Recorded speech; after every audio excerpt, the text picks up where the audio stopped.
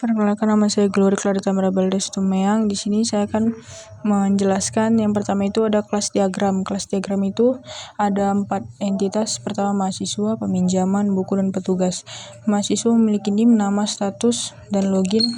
Peminjam memiliki ID peminjaman, ID buku, NIM, tanggal pinjam dan kembali. Buku memiliki ID buku, judul, pengarang, tahun, kategori, dan petugas memiliki atribut seperti ID petugas, nama, hak akses, dan lain-lain. Di sini mahasiswa memiliki relasi one to many, di mana satu mahasiswa bisa memiliki banyak meminjam. Lalu peminjam memiliki relasi dipinjam, petugas dan peminjam memiliki relasi bertanggung jawab. Nah, selanjutnya ada activity diagram, di mana di sini dimulai dari yang pertama itu login, yang dimulai dari startnya dari pengguna. Lalu pengguna akan membuka halaman login, sistem akan menampilkan halaman login, lalu pengguna akan memasukkan email dan password. Selanjutnya sistem akan memvalidasi kredensial, di mana jika kondisinya yes maka masuk ke dashboard, jika kondisinya no maka muncul pesan error dan kondisi selesai. Lalu contoh kedua itu ada mencari buku, di mana mahasiswa memulai startnya masuk ke menu pencarian, lalu sistem akan menampilkan form pencarian, lalu mahasiswa akan memasukkan kata kunci seperti judul, penulis, kategori, dan lain-lain sebagainya. Lalu sistem akan memproses permintaan pencarian, lalu akan mencari daftar buku sesuai dengan kata kunci, yang dimana seperti yang diinginkan tadi, seperti judul, penulis, dan lain-lain. Lalu sistem akan menampilkan hasil yang ditemukan, lalu mahasiswa akan memiliki salah satu buku, lalu sistem akan menampilkan detail lengkap buku, lalu proses selesai. Yang ketiga ada sequence diagram. Di sini saya memiliki 3 komponen, di mana pengguna, halaman login, dan cek data, di mana di awal pengguna akan membuka halaman login, lalu halaman login akan menampilkan untuk pengguna, lalu pengguna akan memasukkan email dan password. Setelah halaman login akan meneruskan dan menunggu verifikasi dari cek data, lalu cek data akan menerima dan memproses data tersebut. Lalu jika prosesnya sukses, di sini ada kondisi di mana jika cek data memberikan notifikasi sukses, maka halaman login akan menampilkan dashboard ke pengguna. Jika cek data memberikan notifikasi invalid atau error, maka halaman login akan menerima pesan error. Lalu selanjutnya ada menu mencari buku. Sequence yang kedua. Di sini ada 4 komponen berbeda dengan yang tadi. Yang pertama itu mahasiswa, menu pencarian buku, memvalidasi, dan database.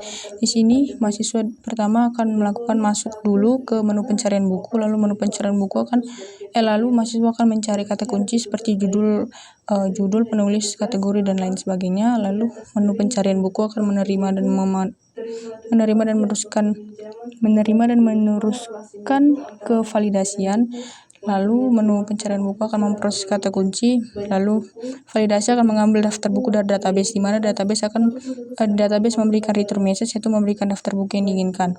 Lalu lanjut ke menu pencarian akan menampilkan daftar buku, lalu mahasiswa akan menerima return back dari menu pencarian buku, lalu mahasiswa akan memilih salah satu buku, lalu menu pencarian buku akan menampilkan detail lengkap buku.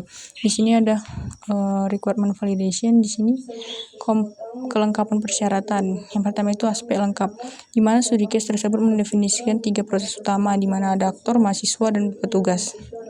Aktor, mahasiswa, dan sistem, dan data utama seperti buku, record peminjaman, dan lain sebagainya. Di mana proses login dan pencarian menyediakan data operasi yang baik sehingga proses peminjaman mencakup validasi kritis. Lalu ada aspek yang belum lengkap, di mana ada beberapa aspek yang belum lengkap. Pertama itu ada pengembalian buku, di mana proses ini tidak menjelaskan langkah-langkah secara detail, hanya fokus pada peminjaman, peninggalan proses pengembalian, dan lain sebagainya. Lalu yang kedua itu ada manajemen data petugas, di mana disebutkan bahwa petugas mengelola laporan, tapi tidak ada rinci langkah-langkah bagaimana petugas melakukan laporan tersebut. Yang kedua ada konsistensi, konsisten, atau persyaratan, di mana konsistensi ini mencakup status buku, konsisten dengan logika yang digunakan. Yang kedua ada aturan akses, persyaratan di awal penggunaan mahasiswa dan petugas harus login dahulu. Yang ketiga ada alur validasi.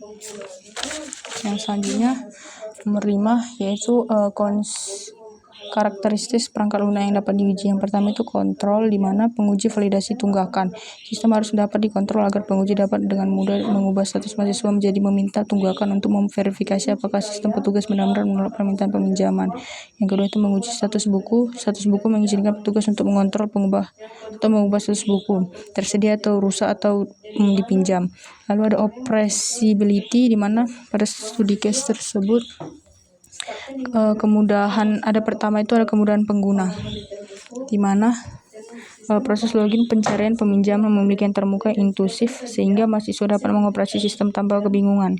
Yang kedua, kemudian pengelolaan petugas. Sistem harus memudahkan petugas dalam mengelola data, memproses persetujuan peminjaman, dan melihat laporan agar status peminjaman jelas dan mudah dipantau.